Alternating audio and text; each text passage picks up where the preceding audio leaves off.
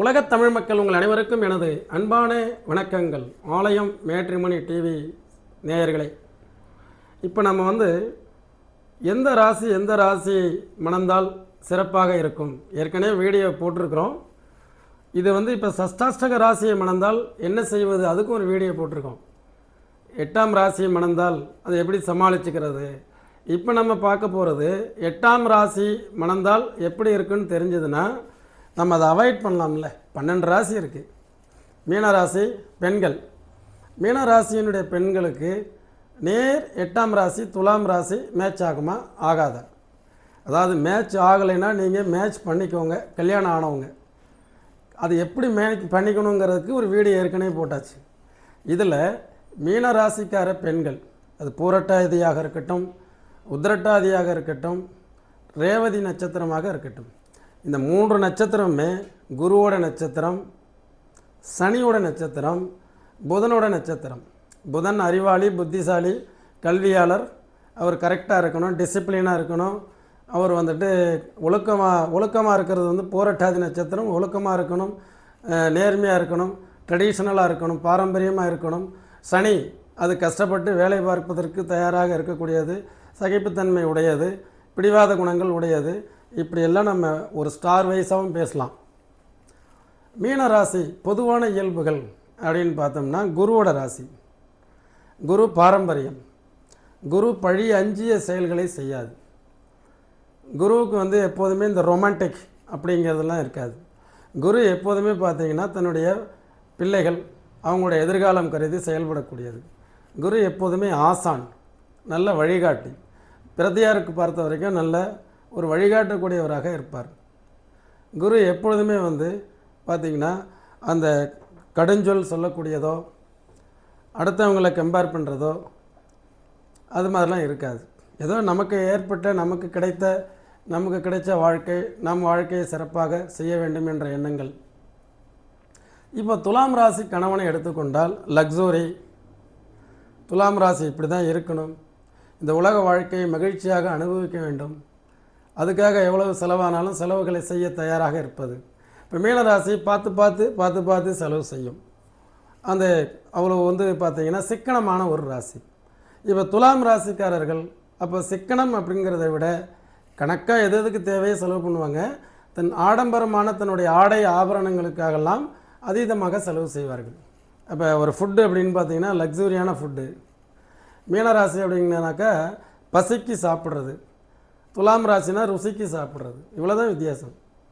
அப்போ மீனராசி பசிக்கு சாப்பிட்றவங்க எந்த உணவாக இருந்தாலும் சரி அதை ஏற்றுக்கொள்வதை பெரும்பான்மையாக இப்படி தான் இருப்பாங்க.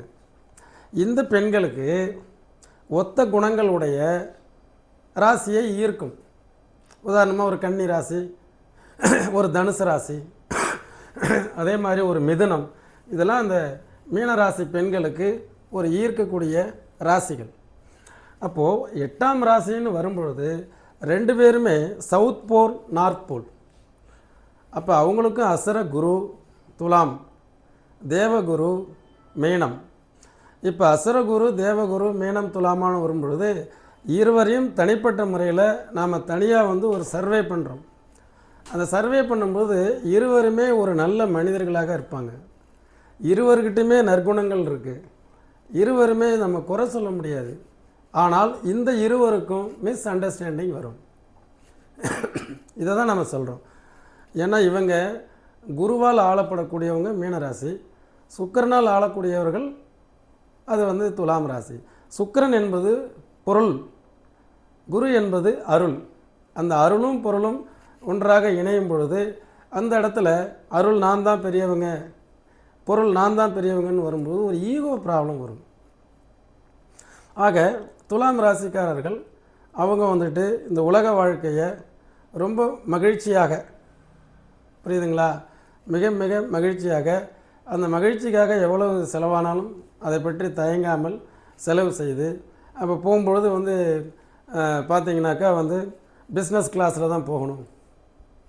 ஒரு ட்ரெஸ் அப்படின்னாலும் விலை உயர்ந்த ட்ரெஸ்ஸு தான் போடணும். அப்போ ஒரு கார் வாங்குகிறோம் அப்படின்னா நல்லா லக்ஸூரியாக வாங்கணும். இப்படி அந்த எண்ணங்கள், எண்ண அலைகள் அவர்களது ஒரு லக்ஸூரியாக இருக்கும், காஸ்ட்லியாக இருக்கும்.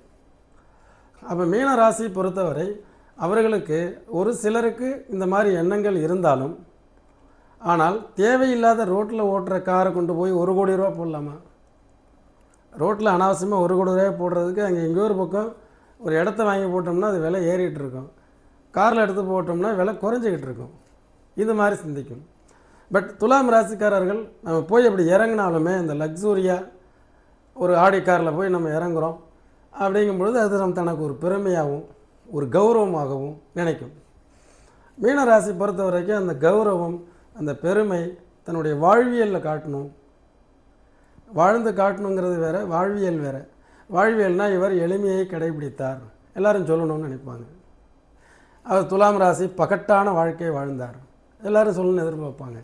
இந்த பகட்டும் வேறு, எளிமைங்கிறது வேறு. இது மாதிரி இந்த 2 பேருக்குள்ளார அந்த சின்ன சின்ன கருத்து வேற்றுமைகள் வரும்பொழுது, ஆக நம்ம வருங்கால ஜோதிடர்கள் இந்த மீனராசி துலாம் ராசி சேர்ப்பதை தவிர்க்கலாம். ஏன்னா செப்பரேட்லி ஆய்வு பண்ணோம்னா துலாம் ரொம்ப ரொம்ப வெரி ஃபென்டாஸ்டிக், நல்ல நீட்டாக ட்ரெஸ் பண்ணிட்டு வர்றாங்க, காஸ்ட்லியான ஆபரணங்கள்லாம் போட்டு வர்றாங்க.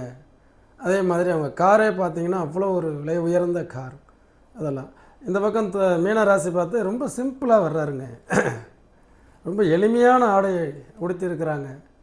எவ்வளோ சிம்பிளாக வந்து ஒரு தன்னை மிக அலங்காரம் செய்து கொள்ளாமல் அமைதி புரட்சி செய்து கொண்டு பிரதியாருக்கு வந்து நல்ல அற்புதமான ஒரு குருவாக ஒரு வழிகாட்டியாக இருக்காங்களே அப்படிம்பாங்க. அப்போ இருவருமே ஒரே இந்த உலகத்தில் இந்த வாழ்க்கையை வாழ்ந்து கொண்டிருந்தாலும் அந்த கணவன் மனைவி என்று வரும்பொழுது ஒரு வீட்டுக்குள்ளார வாழ ஆரம்பிக்கும் பொழுது தான் அவருடைய பகட்டை இவர் வேண்டாம் கரெக்ஷன் பண்ணுவார். இவருடைய எளிமையை பார்த்துவிட்டு அவர் இல்லை கொஞ்சம் கஞ்சத்தனத்துலேருந்து வெளியில் வாங்க, அல்லது எத்தனை காலத்தில் இருக்கிறீங்க, எப்படி கொஞ்சம் வெளியில் வாங்க அப்படிம்பாங்க. ஆக கணவன் மனைவி வாழ்க்கை என்பது இருவரும் இணைந்து வாழ்வதில் கிடைக்கக்கூடிய ஒரு சந்தோஷம். இருவரும் ஒருவரைக்கொருவர் புரிந்து கொண்டு விட்டு கொடுத்து அதை ஒருத்தருடைய கருத்தை இன்னொருவர் ஏற்றுக்கொண்டு அதன்படி வாழ்க்கையை வாழ்ந்தாங்கன்னா அது ஒரு சிறப்பான வாழ்க்கை. அப்போ இவர்கள் இருவருமே இவர்களுடைய பிள்ளைகளுக்கு நல்ல தந்தையும் நல்ல தகப்பனாருமாக இருப்பார்கள், உறவினர்களுக்கு நல்ல உறவுக்காரர்களாக இருப்பார்கள்.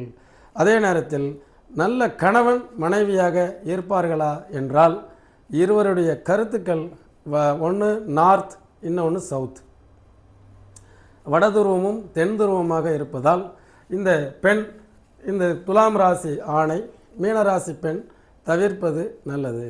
இன்கேஸ் ஒரு வேளை மீனராசி ஆண்கள் துலாம் ராசி பெண்கள்னு வரும்பொழுது அந்த அளவுக்கு பிரச்சனை வந்தாலும் பிரிவினை வருவதில்லை. என்ன காரணம் என்றால் தன்னுடைய மனைவியாகப்பட்டவள் பெண், அந்த பெண் துலாம் ராசி, அவள் அழகாக ஆடை உடுத்துவதும் அழகாக வீட்டை அலங்கரிப்பதும் அழகான கார் கேட்பதிலும் அது அவளுடைய விருப்பம். நாம் எளிமையாக வாழ்ந்து விடலாம் என்று மீனராசிக்காரர்கள் அவர்களுடைய ஒரு செயல்பாடுகளை குறை கூறாமல், எனக்கு பிடித்தது இந்த கதர் ஆடை தான், கதர் சட்டு தான் நான் போடுவேன், நான் இப்படி தான் இருப்பேன்னு சொல்லி இந்த மீனராசிக்காரர்கள் இந்த வாழ்க்கையை வாழ்ந்துடுறாங்க. அதே மீனராசி பெண்ணாக இருந்தால் கணவன் இவ்வளவு ஆர்ப்பாட்டம் செய்கிறாரே, ஆர்ப்பாட்டம் செய்ய வேண்டியதே நம்ம தானே, மனைவி கணவர் இவ்வளவு தான் இருக்கிறாரே அப்படிங்கிறதுல கருத்து வேற்றுமைகள் ஏற்படும் என்பது பதிவின் நோக்கம். என்ன நேயர்களே, உங்களுடைய வரன்கள் உங்களுடைய பிள்ளைகளுக்கு நீங்கள் வரன் தேடிக்கொண்டிருந்தால் என்னுடைய ஆலயம் matrimony.com அதில் பதிவு செய்யுங்கள். மிக விரைவில் உங்கள் பிள்ளைகளுக்கு நல்ல வரன் அமையும் என்று நாங்கள் இறைவனை பிரார்த்தனை செய்து கொள்கிறோம். அதே நேரத்தில் பொருத்தம் பார்க்க தேவைப்பட்டவர்கள் என்னுடைய வாட்ஸ்அப் நம்பர் 9842208655 கீழே லைனில் வரும். அந்த நம்பரில் வாட்ஸ்அப்பில் சார் மேட்ச் அப்படின்னு 2 பேருடைய டேட் ஆஃப் பர்த், டைம், பிறந்த ஊர், இது 3ஐயும் ஒரு பேப்பரில் எழுதி அனுப்பி விட்டிங்கன்னா போதும். நோ மேட்ச் அப்படின்னா உங்களிடம் எந்த கட்டணமும் நான் வாங்குவதில்லை. அதே மாதிரி குட் மேட்ச் அப்படின்னா ஒரு நல்ல ஒரு பிடிஎஃப் ஒன்று அனுப்பி அதே மாதிரி 1-to-1 நம்ம பேசலாம், அல்லது வாய்ஸ் ரெக்கார்டு போடுறேன். விரைவில் திருமணம் நடக்க வாழ்த்துக்கள். இன்றே நீங்கள் ஆலயம் matrimony.com அதில் உங்கள் பிள்ளைகளுடைய டீட்டெயில்ஸை உடனடியாக பதிவு செய்யுங்கள். இதுபோன்று இன்னொரு வீடியோவில் மீண்டும் நான் உங்களை சந்திக்கிறேன். என்றும் உங்கள் முனைவர் ஆலயம் ஜி. சுவாமிநாதன். நன்றி, வணக்கம்.